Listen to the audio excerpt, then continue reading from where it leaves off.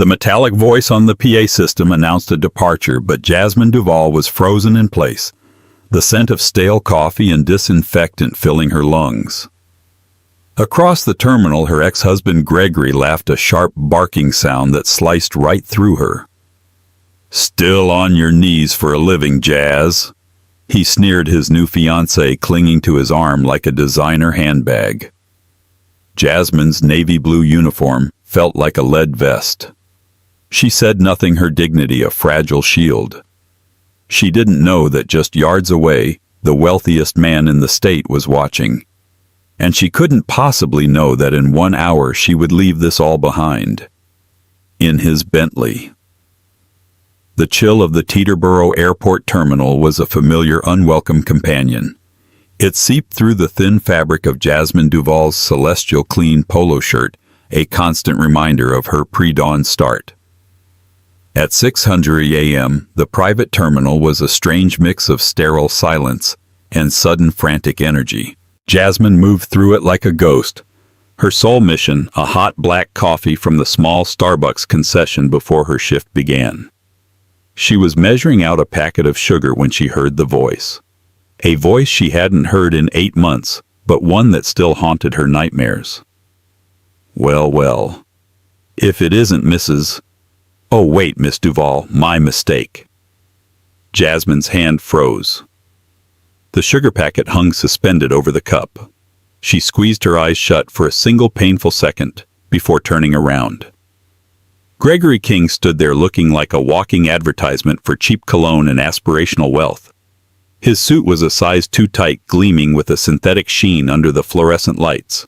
His shoes were sharp enough to be weapons, and on his wrist he flashed the Rolex he'd bought with their joint savings right before he'd served her the divorce papers.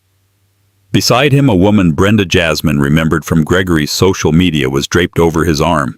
She was all sharp angles, platinum blonde hair, and a cocktail ring with a diamond so large it looked like costume jewelry, even though Jasmine knew it was distressingly real.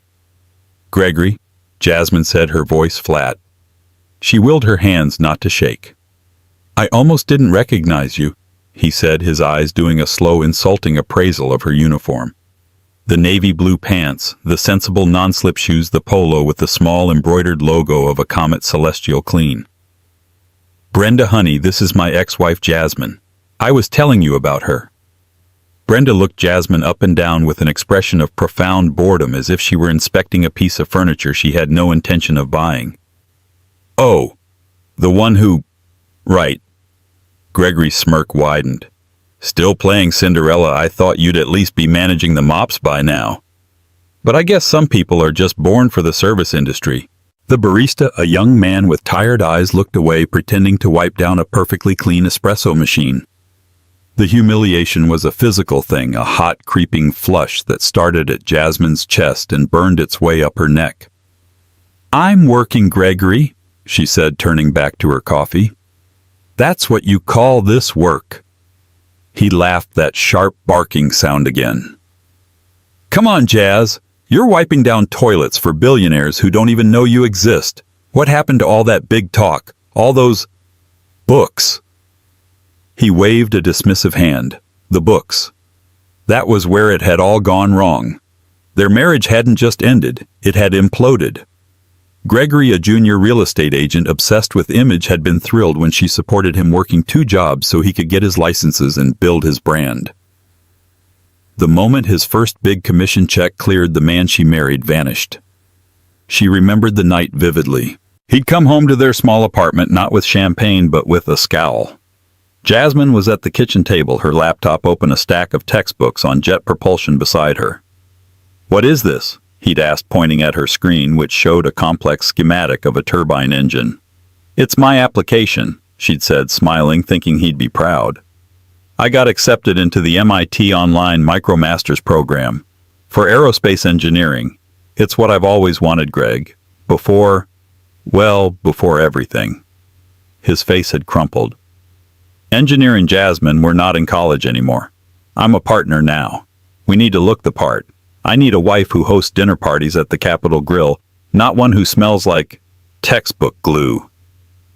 He'd said the word partner like it was a royal title.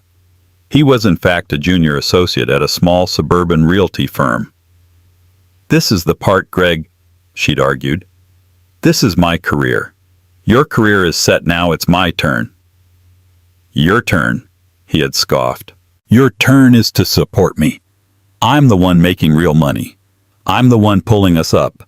I can't be dragging dead weight behind me, Jasmine. And this dream of yours is dead weight. I need a trophy, not a science project." He left her 2 weeks later, claiming she lacked ambition and was content to be small. The irony was so bitter it choked her. He'd drained their savings, filed for divorce, and immediately started dating Brenda, the daughter of a minor property developer. And Jasmine, with her half of the depleted funds and a mountain of pride, had moved into a studio apartment and found the first job she could that paid the bills and allowed her the mental space to study celestial clean. The job was in a twist of fate at Teterboro, the busiest private aviation airport in the country. She was quite literally surrounded by the machines she was learning to build. Now, standing in the Starbucks, all that pain came rushing back. "Still got your head in the clouds, I see," Gregory continued, relentless. "Or are you just cleaning them? Tell me, do you even get to fly or just buff the wings?" Brenda tittered. Jasmine picked up her coffee. She looked Gregory square in the eye. Her voice was quiet, but it didn't tremble. "I have to go. I have a G650 to prep for an 0800 departure." "Ooh, a G650, he mocked, using air quotes. "Impressive.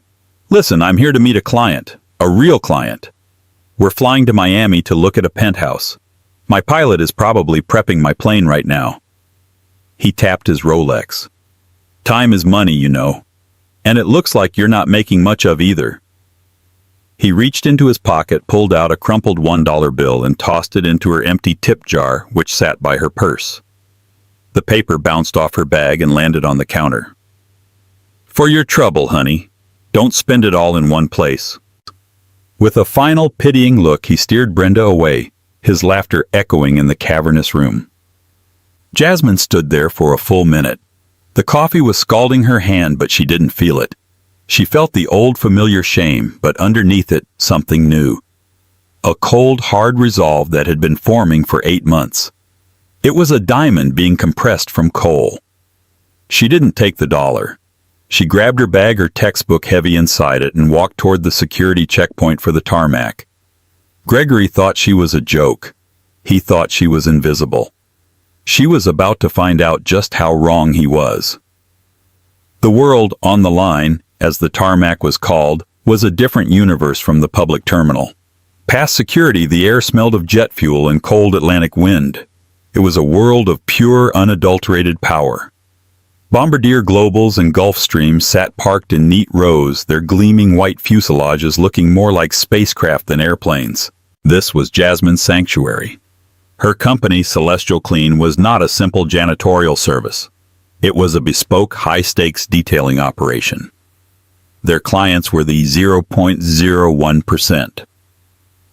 When a tech CEO or a foreign dignitary paid $70 million for an aircraft, they didn't want Windex and paper towels. They wanted a team that understood how to clean $10,000 a yard silk carpets, polish rare mahogany veneers without scratching, and sanitize a galley kitchen without leaving a chemical scent. One mistake, a scratch on a leather seat, the wrong solvent on a carbon fiber winglet, could cost tens of thousands of dollars to repair. Jasmine's boss, Maria, a sharp-eyed woman who had built the company from nothing, ran the teams with military precision. "You are not maids," she'd drill them in training. "You are preservation specialists. You are invisible, but you are essential. The moment they stop seeing the clean, that's when you've done your job." Jasmine was more than essential. She was exceptional. While other cleaners grumbled about the demanding work, Jasmine studied the planes. She knew that the leading edge of a G650's wing was a marvel of laminar flow design, and she cleaned it with the reverence of a museum curator. She knew the avionics in the cockpit were sensitive to dust and static, so she used specialized approved equipment. Her work friend Robert, an older man with a gentle smile who had been cleaning planes for 20 years, often watched her. You don't just clean 'em, Jazz, he said one afternoon as they sat in the small break room. You look at 'em, like you're trying to figure out their secrets. Jasmine smiled, pushing her copy of Fundamentals of Aerodynamics deeper into her bag. I just think they're amazing, Rob. All that power, the physics of it, it's like magic. It ain't magic, it's just math, he chuckled. But you got the math brain. You're not long for this world, kid. I see you. You're going to be one of the people designing these things, not wiping them down. His words were a small balm on the raw wound Gregory had left. Jasmine was pouring every spare cent and every waking moment into her program. The job at Teterboro wasn't just a paycheck. It was immersion therapy. It was a daily reminder of her goal. Today, however, Gregory's voice was stuck in her head. Still on your knees for a living.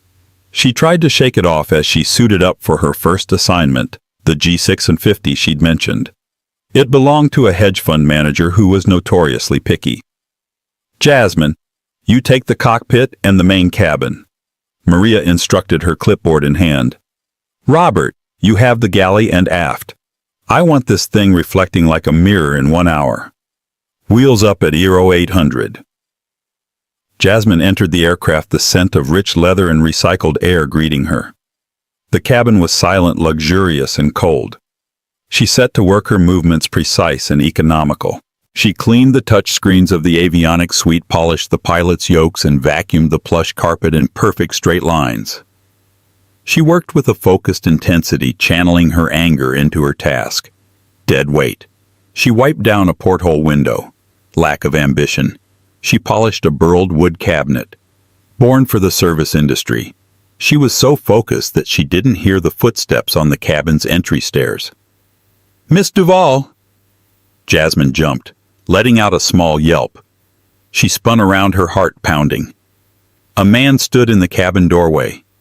He was not a flight crew member. He was tall, dressed, not in a suit, but in a way that signaled a different, quieter kind of wealth.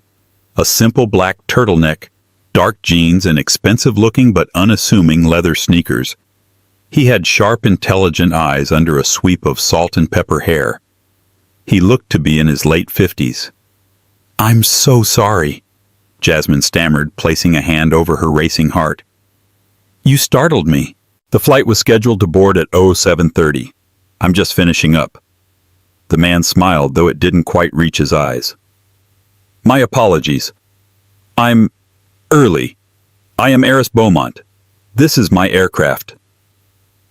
Jasmine's mind blanked. Eris Beaumont. The Eris Beaumont CEO of Aura Dynamics, the revolutionary battery and AI company that was single-handedly changing the aerospace industry. He was a legend, a recluse. Forbes estimated his worth at... She couldn't even process the number. This wasn't the hedge fund manager's plane. Maria must have had a last-minute schedule change. Mr. Beaumont, she said, finding her professional voice. My apologies. I'll be out of your way in just a moment. I just need to secure my supplies. No, please, take your time, he said. His voice was deep and calm. He stepped further into the cabin, his eyes scanning, not at the clean surfaces but through them. He was an engineer, she realized. He was looking at the construction. You're very meticulous, he observed, gesturing to the cockpit. I've never seen the avionics panel gleam quite like that. Thank you, sir. We're trained to use an anti-static solution. Dust can be a major issue for the screens. He looked at her, truly looked at her for the first time. His gaze was intense. You know about avionics? Only a little, sir, she said, suddenly shy. I like planes. He nodded slowly. As do I. He paused then. Celestial clean, is it? You've been with them long. 8 months, sir. And you enjoy the work? Jasmine hesitated. Gregory's mocking voice echoed in her head. Do you even get to fly? She straightened her spine. I enjoy being around the aircraft, sir. The work is honest, and it facilitates my studies. Studies? He asked, his curiosity piqued. Before she could answer, Maria's voice called from the bottom of the stairs. "Jasmine, are you finished? We have the bombardier on the east ramp." "Coming, Maria," Jasmine called back. She turned to Mr. Beaumont. "It was a pleasure to meet you, sir. Have a safe flight." "Miss Duval," he said, stopping her, "you left this at the terminal coffee shop." He held out a book, her book. Introduction to Jet Propulsion Systems. Jasmine's face flooded with color. "Oh my... I must have left it when Gregory humiliated me. Thank you so much, Mr. Beaumont. I would have been lost without that." "I can imagine," he said, handing it to her. His thumb had been resting on a chapter about turbine efficiency. "I found this to be a particularly fascinating read, especially the section on sustainable fuel compounds." Jasmine stared at him. He had read her textbook. "You're an engineer," she whispered. "I was," he said with a small smile. "Now I'm just a man who signs checks. A pleasure, Miss Duval." Jasmine hurried off the plane, her mind reeling. Heiress Beaumont. He had spoken to her. He had seen her textbook. He hadn't mocked her. He hadn't looked at her like she was the help. He had looked at her like an equal. The encounter was a tiny spark in the darkness of her morning. It was enough. A week passed. The encounter with Heiress Beaumont replayed in Jasmine's mind, a pleasant distraction from the grinding work and the sting of Gregory's insults. She'd thrown herself even deeper into her studies, fueled by the brief validating conversation. She was working on a midterm thesis, a proposal for a new type of hybrid combustion chamber that could in theory increase fuel efficiency by nearly 15%. It was ambitious, perhaps impossible, but the math was sound. She was on a double shift cleaning a Bombardier Global 7500 that had just landed from Dubai. The passengers had deplaned quickly, leaving a wake of discarded newspapers and half-empty water bottles. The flight had been long and the cabin was in disarray. "This one's a full turnover," Maria said, tapping her pen. "They're flying to London in 3 hours. Let's move people." Jasmine was assigned the main cabin, which included a private stateroom with a full-size bed. As she was stripping the high thread count linen, something fell from between the pillows. It was a man's wallet, a simple, elegant black leather wallet. It made a heavy, significant thud as it hit the silk carpet. Jasmine's heart stopped. This was the ultimate test. Celestial Clean had a zero-tolerance policy. Finding lost items was common, but a wallet was a serious matter. She picked it up, her hands clinical. She didn't open it, but she could feel the thickness. It was stuffed with cash. She immediately clicked the small radio on her shoulder. "Maria, this is Jasmine in the 7500 stateroom. I have a code 5. Code 5 was their signal for a high-value personal item. "On my way," Maria's voice crackled back instantly. Maria was there in 30 seconds. As per protocol, Jasmine held the wallet while Maria put on a pair of white gloves. She opened it to find the owner's identification. Maria's breath hissed out. "Oh, madre mia." She turned the ID around for Jasmine to see. The driver's license was for Heiress Beaumont. Tucked behind it was a stack of $100 bills too thick to count and a row of black and platinum credit cards. "This is his plane," Jasmine realized. "He must have been resting before they landed." "And he's already left the terminal," Maria said, her face pale. "His car service picked him up 10 minutes ago." Maria pulled out her phone. "I have to call his chief of staff. This is bad." "Wait," Jasmine said. "Look, this is his business card. Aura Dynamics. It has a private cell number on the back." "You are not calling Heiress Beaumont's personal phone," Maria said, horrified. "No, but you are. Calling his chief of staff means this goes through a dozen people. He's a reclusive man. He might appreciate the discretion. Just tell him his property was secured by your staff and is waiting in your office safe." Maria looked at Jasmine, then at the card. She nodded, impressed. "Good thinking." Maria made the call, her voice trembling slightly. But Jasmine was right. The man who answered, presumably Beaumont himself, sounded calm if slightly annoyed. Maria explained the situation, emphasizing that the wallet was secure in her locked office. "Thank you, Maria," Jasmine heard the deep voice say over the phone. "I'll send my driver back. Who found it?" "My team leader, Jasmine Duval, sir. She secured it immediately." There was a pause. "Miss Duval?" "Of course. Please. Extend her my personal gratitude. I'll have someone there in 20 minutes.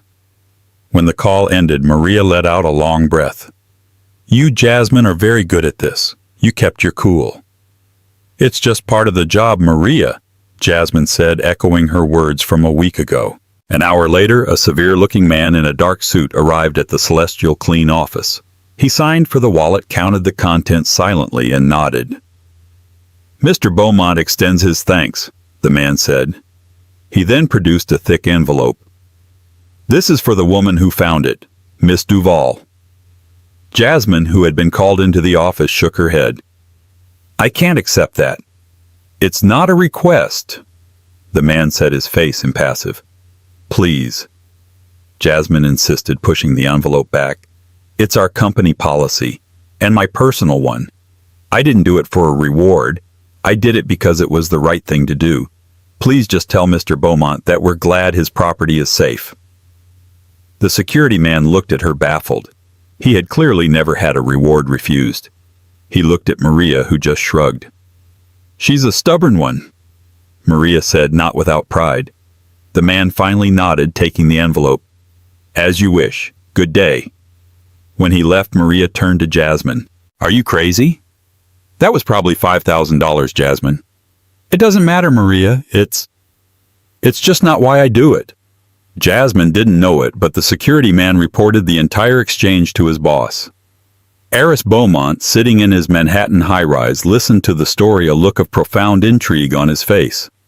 "Jasmine Duval," he said to himself. "The aerospace student. Who is she?" He opened his laptop and typed a few words into his personal search engine. Jasmine Duval, MIT MicroMasters.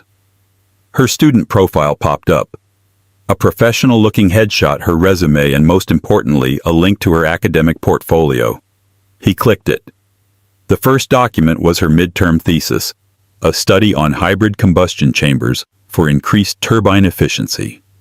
Eris Beaumont, the man who hadn't taken a vacation in a decade, leaned back in his chair, canceled his next meeting, and began to read. The following week, the weather turned, bringing a cold, biting rain that swept across the tarmac. It was the kind of day that made the work 10 times harder. Jasmine's hands were raw, and her spirits were low. The brief high from the Beaumont encounters had faded, leaving only the reality of her life, the demanding job, the looming exams, and the ever-present shadow of Gregory. She hadn't seen him since the Starbucks incident, and for that she was grateful. But his poison had a long half-life. His words, "dead weight, still on your knees," had become a dark, internal echo. Around 11:00 a.m., Maria's voice crackled over the radio. "All teams, we have a pop-up charter on the south ramp. A developer is flying in a client. They want the red carpet treatment, which means we need to be visible when they land. Jasmine, Robert, you're with me." The red carpet treatment was a dog and pony show Jasmine loathed. It meant standing at attention near the aircraft, smiling and looking professional as the clients deplaned, just to reinforce the idea of premium service. Jasmine, Robert, and Maria stood in the driving drizzle, the whine of a landing Citation jet piercing the air. The plane taxied toward them and shut down its engines. The small air stair door opened. The first person out was a man in an expensive-looking overcoat, Mr. Henderson, a developer Maria had briefed them on. The second person was Gregory. Jasmine's blood ran cold. It turned to ice in her veins. He was wearing the same tight suit, his hair plastered to his head with an obscene amount of gel. He was smiling, schmoozing, pointing animatedly at the terminal. "And this, Mr. Henderson, is where the real money lands," Gregory said, his voice carrying on the wind. "The people who buy my properties don't fly commercial. This is the lifestyle, my friend. Pure, unadulterated access, Mr. Henderson nodded, looking impatient to get out of the rain. Then Gregory saw her. He stopped.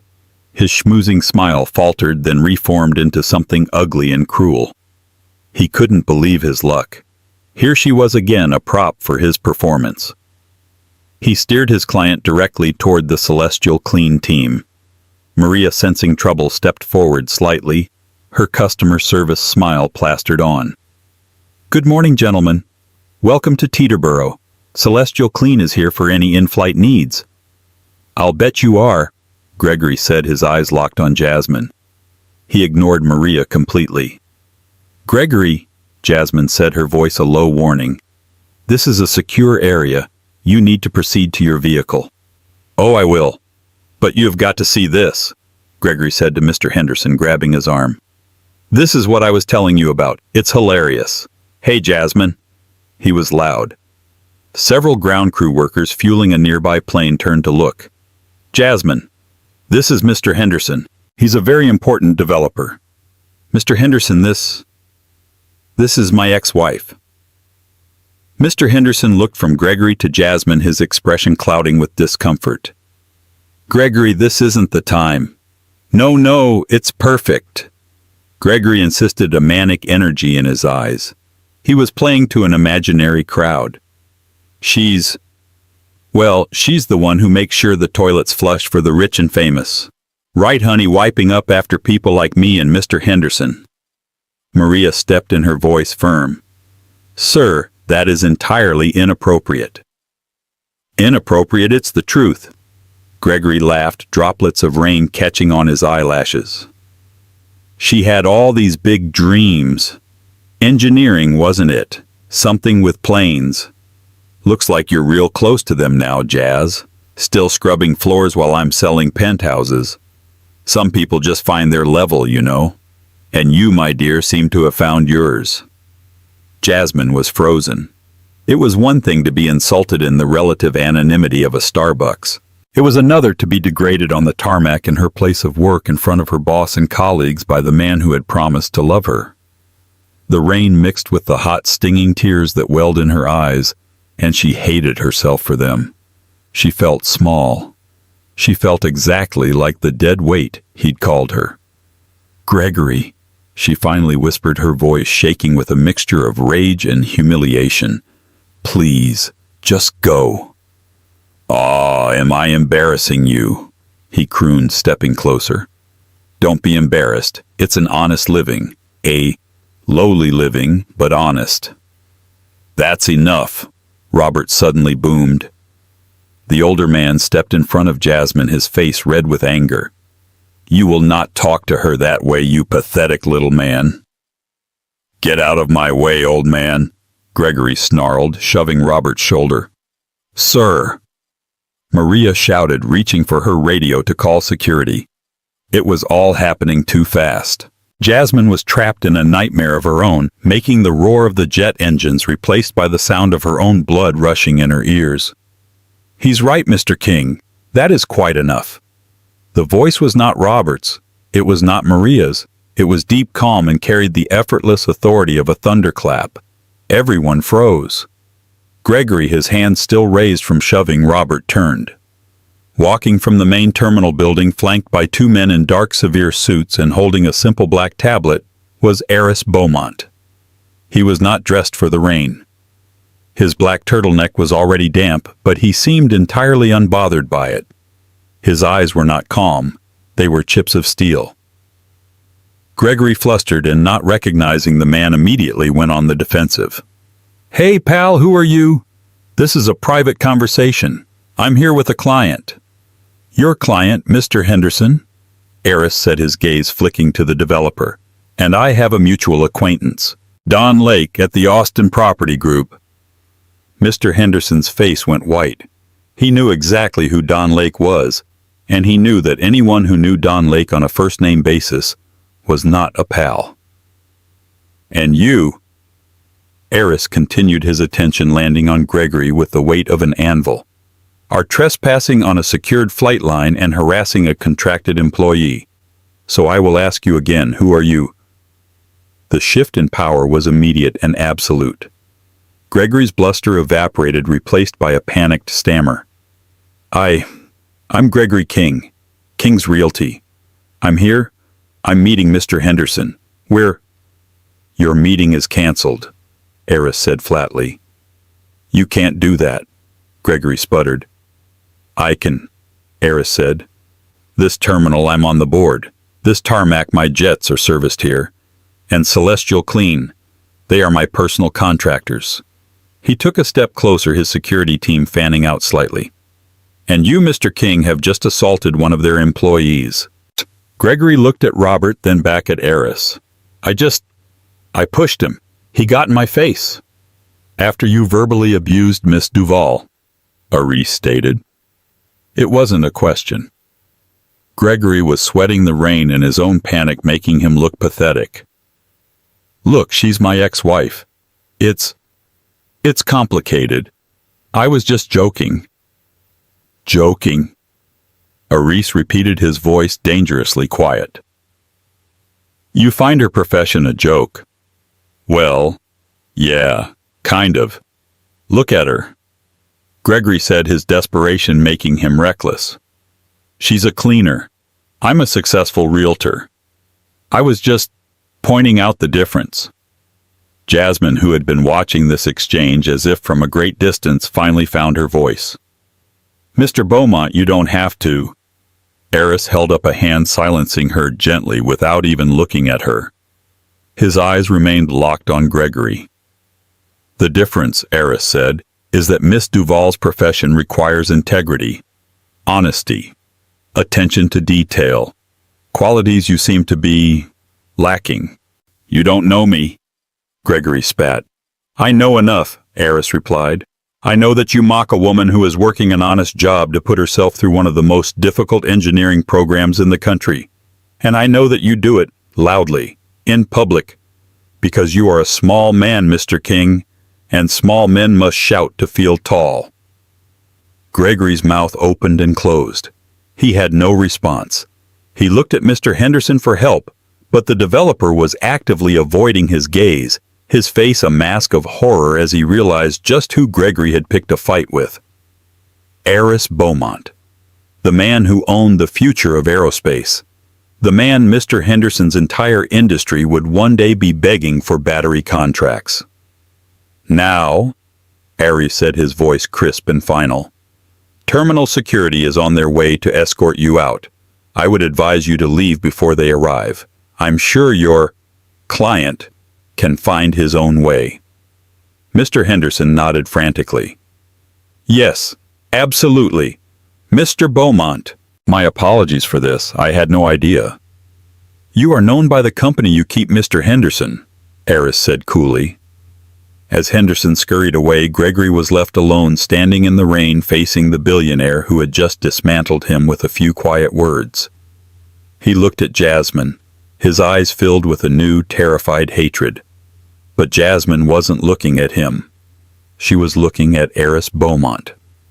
Her mind spinning, unable to comprehend what was happening. How did he know the rain had softened to a mist, but the tension on the tarmac was thick enough to cut? The whine of the Citation's APU had died, leaving a strange wet silence broken only by the distant rumble of a taxiing Gulfstream. Gregory stood frozen, his face a mask of disbelief and dawning panic. The two terminal security officers were now walking briskly toward them, their expressions impassive. He was trapped. Seeing his escape route closing, Gregory tried one last pathetic gambit, his voice shifting from a snarl to a wheedling whine. Look, this is all a misunderstanding. A domestic dispute. It's private. You have no right to interfere. This was a public humiliation, Eris corrected him, his voice level and cold, slicing through Gregory's defense. You made it public when you assaulted an employee and created a disturbance on an active flight line. This is now a security matter. The security guards arrived, flanking Gregory. He looked wildly between them, his confidence completely shattered. Then Eris did something that shifted the entire gravity of the moment. He broke eye contact with Gregory, dismissing him as a concluded threat, and turned his full attention to Jasmine. His entire demeanor softened. The hard metallic anger in his eyes was replaced by a look of profound and professional respect. It was as if he was intentionally creating a bubble of calm just for her right in the middle of the storm. "Miss Duval, Jasmine," he said, his voice now quiet for her alone. "I apologize for that interruption. It was not my intention to make a scene." Jasmine, who had been watching this exchange as if from a great distance, finally found her voice.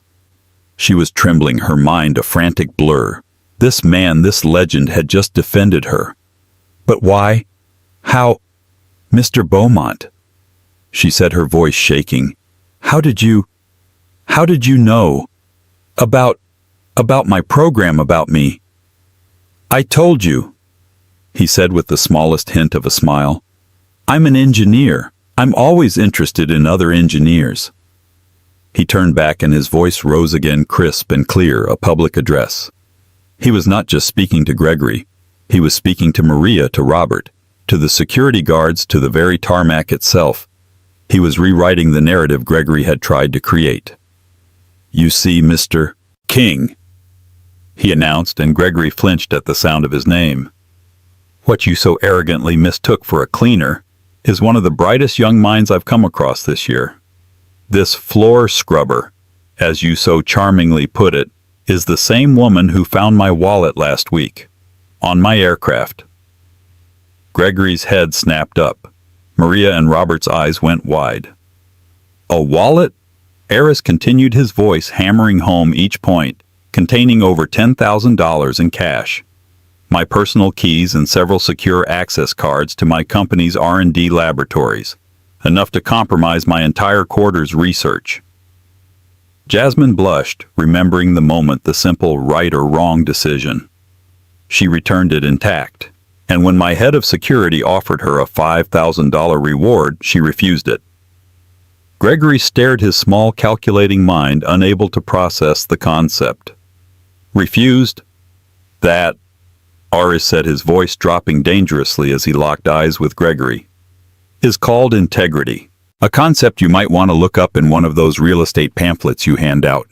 You see, you measure a person by the car they drive or the suit they wear. I measure them by their character, and yours, sir, has been found." He paused, searching for the word bankrupt. Jasmine felt Robert's hand on her shoulder, a silent, trembling show of support. "I was intrigued." Eris continued, his gaze sweeping the small crowd. "Deeply. So I looked her up. I found her academic portfolio. I found her midterm thesis, a study on hybrid combustion chambers for increased turbine efficiency. I read all 40 pages. Last night." This was a shock. Even Jasmine was stunned. He'd read her thesis, the one she'd bled over. "It's brilliant, flawed in its assumptions on page 28, but brilliant. The foundational math is revolutionary. It's a problem my own R&D team has been working on for a year, and this cleaner is solving it between shifts." The humiliation Jasmine had felt was gone, burned away by a white-hot electric pride. He wasn't just defending her, he was validating her. "So," Eris said, taking a final step away from Gregory and closer to Jasmine, "while you are busy selling condos, Miss Duval is designing the very machines that will fly over them. You were right about one thing, Mr. King." He looked Gregory up and down with a final pitying glance. "People do find their level.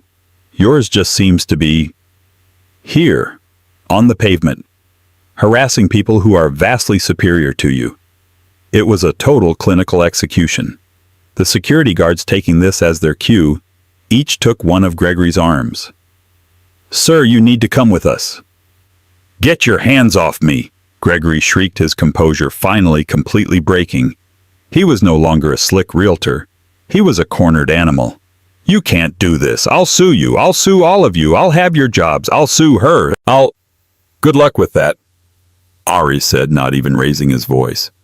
He calmly checked his watch, a gesture of such profound dismissal it was more insulting than any shout. "My legal team is on retainer, and they are very, very bored. Now, if you'll excuse us, we're late." Gregory was dragged away, still shouting threats that the wind snatched and tore apart. "Late. Jasmine asked, her head spinning. The adrenaline was fading, leaving only a bone-deep confusion. She was still an employee. She was on the clock. Late for what? I have to finish my shift. Maria, I am so sorry for all this. I'll get right back to... Maria already knows, Eris said, turning to her. He nodded to Maria, who was looking at him with something approaching reverence. I spoke with her this morning. She has graciously agreed to release you from your contract. Jasmine's heart stopped. Release me? For a terrible sinking second, she thought she was being fired, that the scene Gregory caused had made her a liability. Release me? I don't understand. What? Jasmine? Eris said, his voice kind but firm, the voice of a CEO closing a deal. Aura Dynamics has a standing rule. We find talent and we acquire it. I'm not letting a mind like yours polish chrome, not even for my own company. You've been poached, effective immediately. Her mind simply couldn't catch up. Poached? My R&D director, Dr. Lena Harding, is waiting for us in Manhattan. We have a 2:00 p.m. meeting to discuss your thesis and your new position. My new position. Lead Junior Engineer, R&D, Skunkworks Division. If you want it.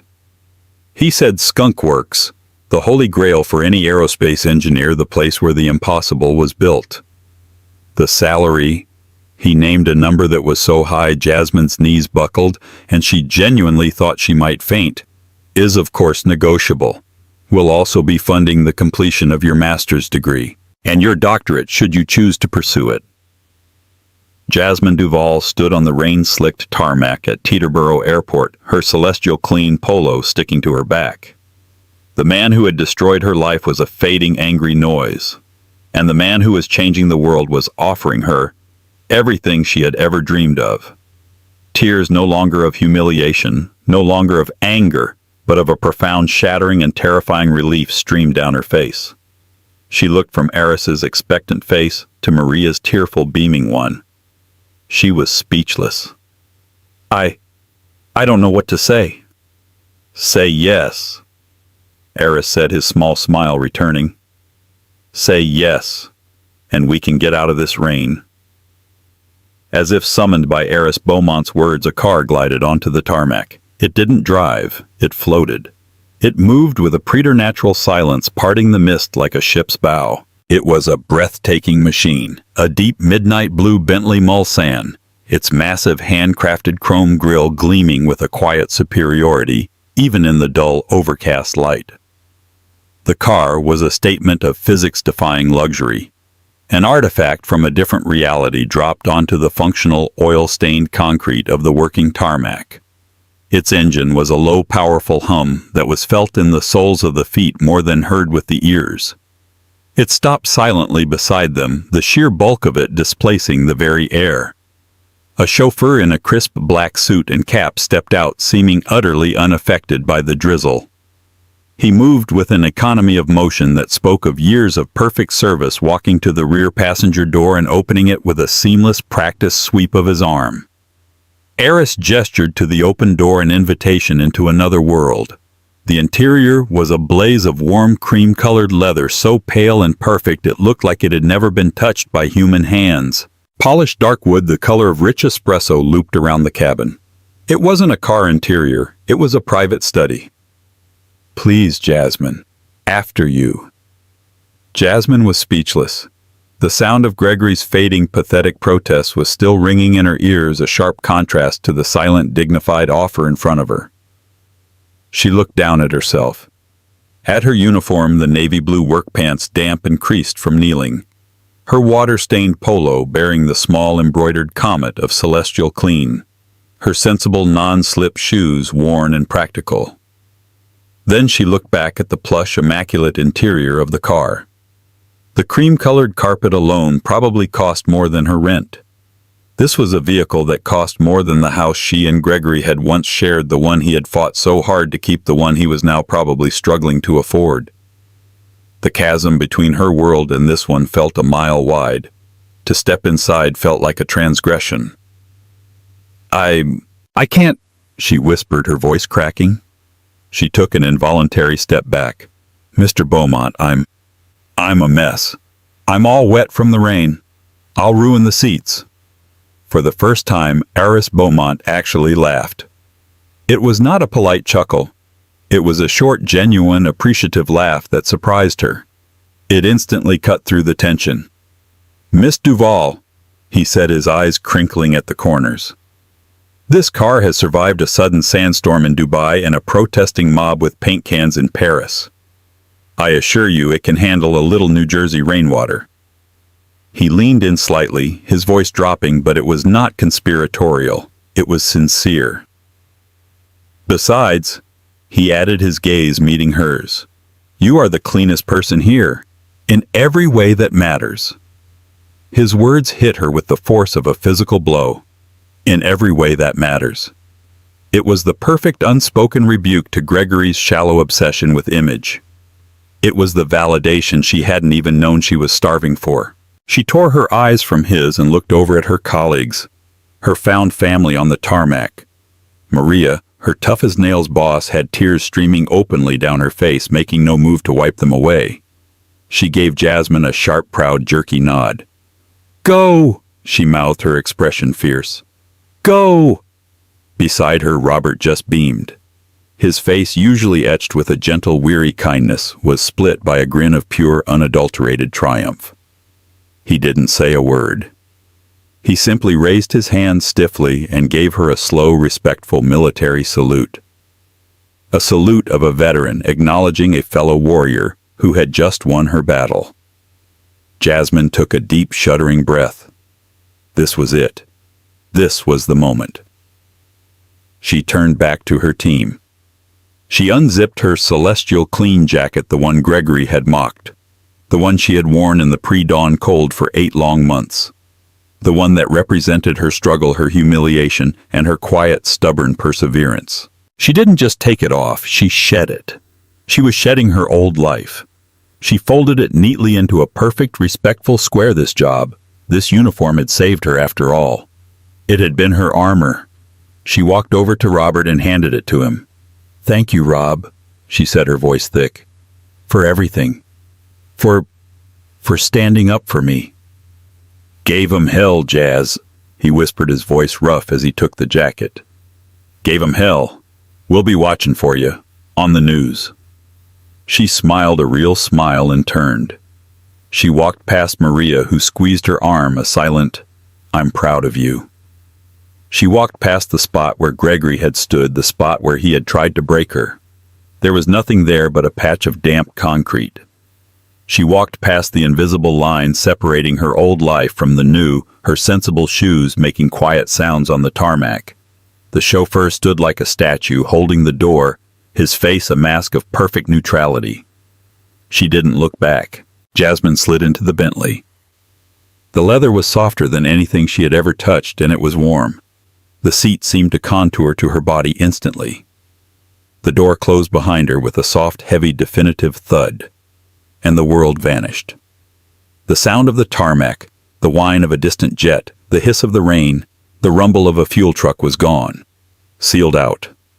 The silence was absolute, a luxurious cocoon that insulated her from everything. The air smelled faintly of rich leather and polished wood, not stale coffee and jet fuel. Eris got in the other side. The chauffeur closed his door with the same finality. He moved to the driver's seat, and the car began to pull away, gliding silently without a single vibration toward the exit gate. As they made the turn, Jasmine caught a final glimpse of her ex-husband. He was standing between the 2 security guards, his expensive suit jacket askew, his hands cuffed behind his back. He was shouting something, his face a contorted mask of rage, but she couldn't hear a word. He was just a man, small and insignificant, a silent movie of his own pathetic making. He grew smaller and smaller in the polished, rain-beaded window until he was just a blurry figure lost in the mist. He was no longer her problem. He was no longer anything. Inside the car, Eris didn't speak for a full minute. He simply let her breathe, let her acclimate to the sudden jarring peace. He was giving her a moment to process the shift, to let her heartbeat return to normal. Then he leaned forward and tapped a small refrigerated compartment between their seats. A silent drawer slid open, revealing frosted bottles of water. "Here," he said, his voice calm and normal, as if they were colleagues meeting for coffee. He handed one to her. "I apologize for the theatrics back there. I have a distinct intolerance for bullies. I find they are inefficient, a waste of energy." Jasmine took the water, her hand still shaking the cold bottle, a grounding real object in this dreamlike moment. You read my paper," she said. It was the only thing her brain could fully grasp. My college paper." "I did," he said. He tapped the black tablet in his lap. The screen lit up and she gasped. It was her thesis, her 40-page proposal displayed on the high-resolution screen. And it was covered in digital red ink notes, comments and complex equations in the margins. It wasn't just read. It was analyzed. "As I said, it's brilliant." Eris continued tapping a section. "Your foundational assumptions about plasma-assisted combustion are bold, revolutionary even. You're wrong on page 28 about the ion saturation point. You overlooked the thermal variance, but your core concept for the chamber geometry is something my R&D team has been trying to crack for 6 months." Jasmine stared at the notes. The shock, the tears, the adrenaline from the confrontation, it all evaporated, burned away by a sudden intense flare of intellectual fire. The engineer inside her, the woman Gregory had tried to extinguish, woke up and took charge. I wasn't wrong," she said, her voice suddenly clear and strong, all trace of a tremor gone. She leaned forward, pointing at the screen.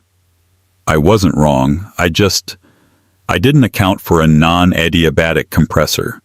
My math assumes a perfect system. But if you adjust the algorithm to account for the heat loss, if you recalibrate the fuel-air mixture, the saturation point stabilizes." Eris Beaumont went very still. He looked at her, and a slow, predatory smile spread across his face. It was not a smile of charm or kindness. It was the smile of an engineer who has just found a worthy adversary. The smile of a master who has just discovered a prodigy. "Then show me," he said. He handed her the tablet. Jasmine Duval, ex-wife, ex-cleaner, and future engineer, took the tablet. It felt heavy and solid in her hands. It felt like a weapon. It felt like a tool. It felt like her future. "Dr. Lena Harding, my R&D director, is going to be very interested in this," Eris said, leaning back against the leather. "Now, let's talk about combustion chambers." And as the Bentley Mulsanne, a silent blue shadow, merged into the traffic leaving Teterboro, Jasmine Duval leaned forward, her eyes bright, and began to design her future. That day, Jasmine Duval didn't just leave an airport. She left her old life in the rearview mirror. What Gregory meant as a final cruel humiliation became her ultimate liberation. It wasn't the Bentley or the billionaire that saved her. It was her own integrity, her relentless grit, and the quiet dignity of her work. She was never dead weight. She was a rocket just waiting for the right fuel. Her story is a powerful reminder that your current job is never your final destination. And the people who judge you from the sidelines have no idea how high you're about to fly. Thank you for listening to this incredible story of karma and triumph. If you were inspired by Jasmine's journey, please show your support.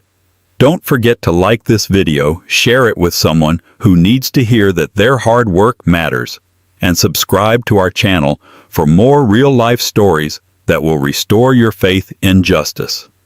Hit that notification bell so you never miss an update. What did you think of Gregory's downfall? Let us know in the comments below.